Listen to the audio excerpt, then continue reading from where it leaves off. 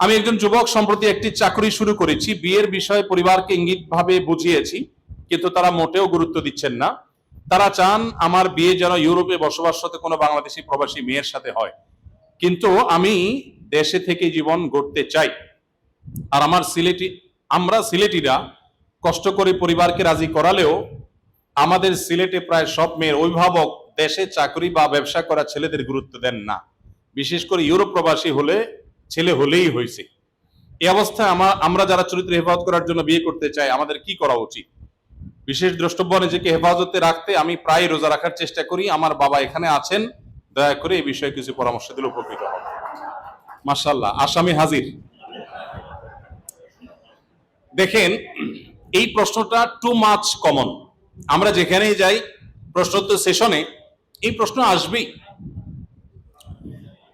তো এই ধরনের প্রশ্ন ব্যাপকভাবে আমাদেরকে পেতে হয়। দেখুন, কোন পরিবারে ছেলে হারাম থেকে বাঁচার সংগ্রাম করছে, চেষ্টা করছে যেন তার চরিত্রে কালিমা না লাগে, আর বাবা মা তাকে সহযোগিতা করছে না, এর চেয়ে দুর্ভাগ্যের বিষয় আর কি হতে পারে? হওয়ার কথা তো ছিল উল্টা, যে সন্তান বিপথে যাবে আর বাবা মা তাকে সুপথে আনার জন্য সংগ্রাম চালাবে। কিন্তু এখানে উল্টাটা হয়েছে, যে সন্তান বাঁচতে চায় হারাম থেকে, বাবা মা তার সে আকুতির গুরুত্ব অনুধাবন করতে পারছেন না। যে বাবা সম্পর্কে এটি লেখা হয়েছে, এরকম আর অনেক বাবা থাকতে পারেন, আমরা পার্টিকুলার কোনো কেসের বাইরেও জেনারেলি বলতে পারি।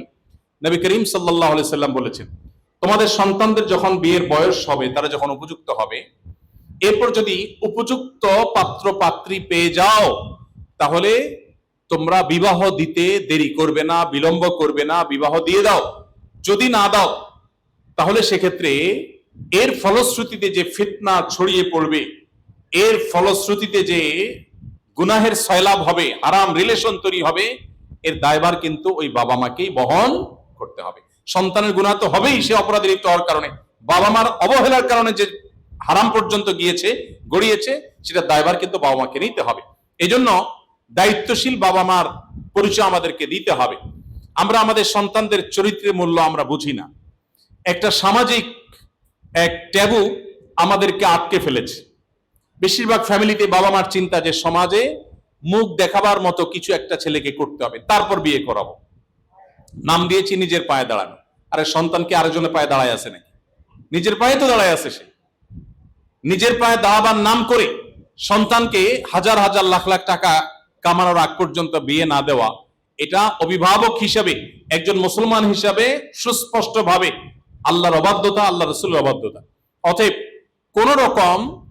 কোন রকম মোহরের টাকা জোগাড় করে, স্ত্রীর ডাল ভাতের টাকা জোগাড় করবার ব্যবস্থা যদি সন্তান করতে পারে, বাবা মার কর্তব্য হয়ে যায় সেই সন্তানকে বিয়ে দেওয়া।